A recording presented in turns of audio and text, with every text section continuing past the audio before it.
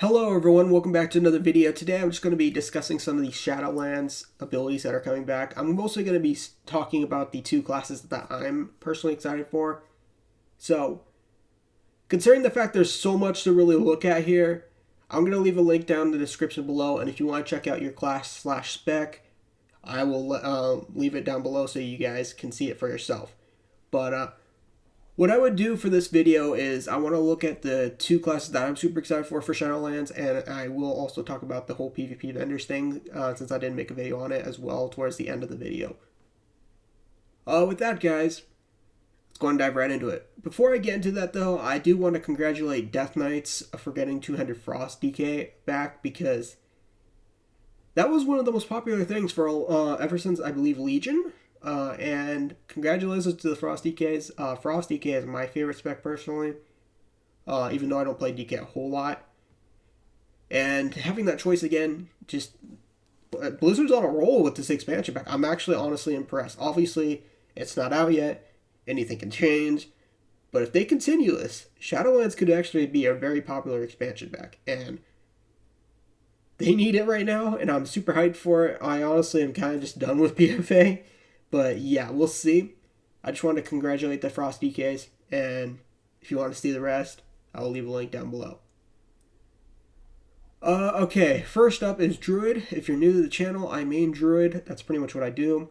And yeah, let's go ahead and dive right into it. General changes. All Druids will be able to use Ferocious Bite, which as a Boomkin main, don't really see myself ever really using it that often. I don't. Maybe it'll be useful. I don't know. It just depends how hard it hits. Either way, not something that I'm like, ooh, yay, I'm super excited about.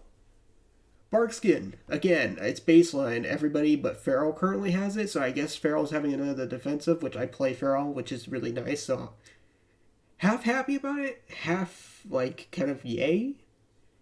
Cyclone, everybody's going to get baseline Cyclone, it looks like, so I'm super happy about that. Kind of hope Feral can cast it instantly with the Swiftness, because I kind of missed that, but other than that, I'm super happy about that, and the reason why that is because it opens up nice combos for Honor Talents, being a primary PvP player.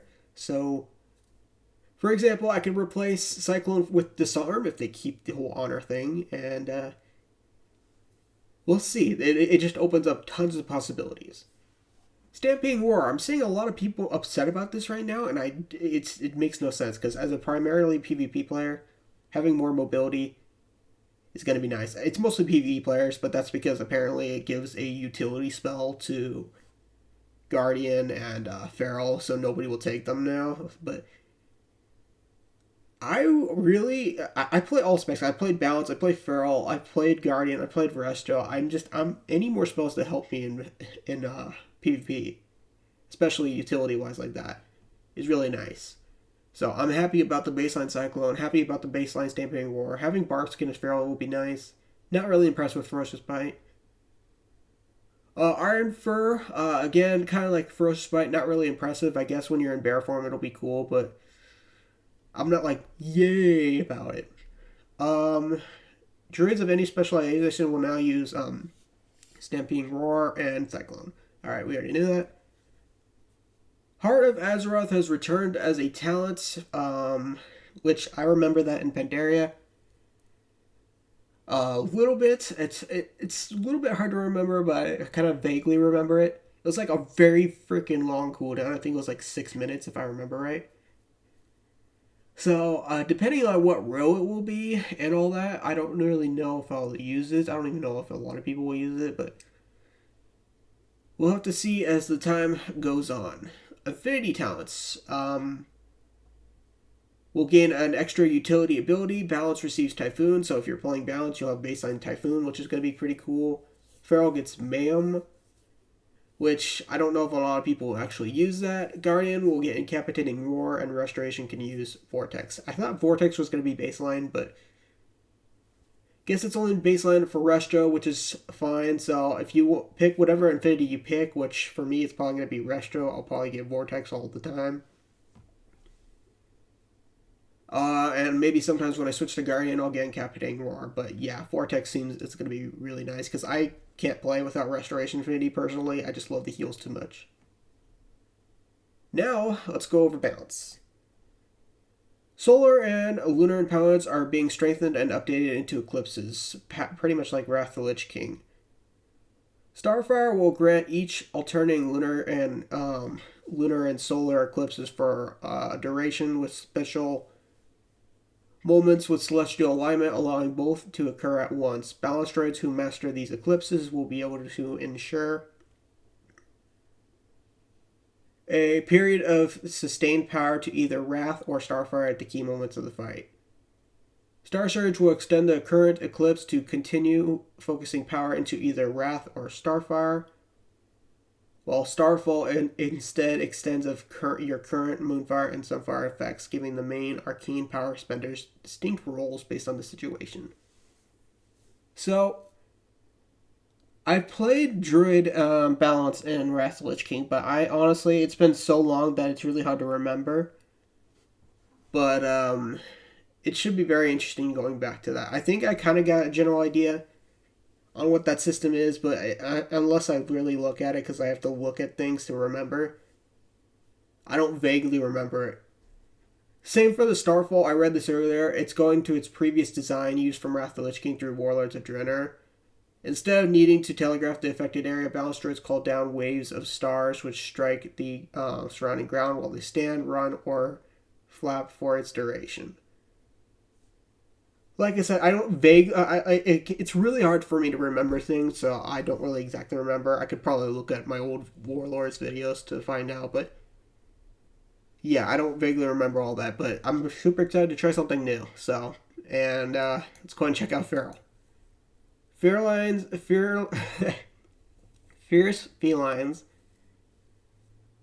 will see their blood talents reimagined, tapping into primal power. When feral druids use Shred, Rake, or Ferocious Bite in a quick succession, the damage of their next rip will increase dramatically. Which, how dramatically is going to be the question. It's probably going to be on obviously the same row as Feral Frenzy and Moment of Clarity.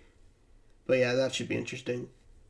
I don't play a lot of Guardian, and I'm not really a healer person. I play like Restro maybe every once in a while when I'm extremely bored, so I'm not going to look at Restro. But I'll look at Guardian. Shadowlands can once Bear Hug is coming back. Bear Hug is coming back, man. So it reduces the cooldown of Mangle, Thrash, Growl, and Frenzy regen, while also having the cost of Iron Fur. So it wasn't Bear Hug, I think a stun. Or was it a root? I don't exactly remember how it was. But that ability was actually pretty insane in Pandaria. So it'll be interesting to see if it goes back to that. Renewal also returns as a talent choice, instantly increasing Guardian Droid. Okay, well, we already know what Renewal.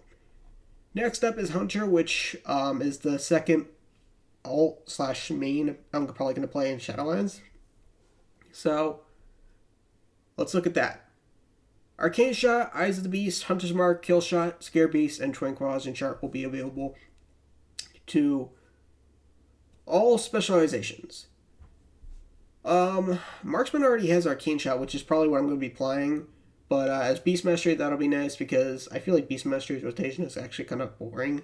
So I used to love Beastmaster, and I don't really enjoy it right now. So we'll see how that turns out. Hunter's Mark being baseline is something I've been excited for because I hate rogues. I despise them, and anything that gives me an edge versus a rogue, I will gladly take. I don't care what it is. Give me a freaking Hunter's Mark. I will be happy. Kill Shot. One of my favorite abilities in the game, and I'm super happy that's finally coming back. They should have never proven that. Ever. Don't know why they did. Glad it's coming back. And they're increasing the stable size for pets. Okay. Beast Mastery. Hunter Strength come from their companions who ruthlessly fight their side. Bloodshed is a new talent that Beast Mastery Hunters can teach their companions, commanding the beast to tear into their target, which will make them bleed significantly. Wasn't there? I believe there was a talent that in Cataclysm? I think it was Cataclysm, maybe Pandaria as well. No, it had to be a Miss Pandaria because I believe the pre-patch there was like a broken, like it was so broken the Hunter pet would go berserk and just nuke everybody. I remember that, so I think that's like something similar to that. Beastmaster's Scent of Blood Talent is being reimagined. The passive now affects when Beast of Wrath is used, granting 2 charges of Barb shot to bloody target empowered their bond to take down the threats quickly. Okay. Venomous Bite takes the place of Sprinting Cobra when it comes with a twist. When Beast Wrath ends, a Cobra will come to the aid of a hunter in combat. The Serpent's power will increase based on how many times they use Cobra Shot. That could be pretty interesting. Marksman. Master Sharpshooters can empower a kill shot with Deadeye, a new talent that lets the hunter store 2 charges of kill shot. I remember that because I think there was like a brief time you could kill shot twice if they didn't kill the target. Then you could use it again. It also makes aim shot recharge faster in a short period of time when kill shot is used. That actually can be a very useful talent. Binding Shackles is a new passive talent that that causes enemies rooted by their baseline binding shot to deal less damage to the hunter a short time after being released from the root.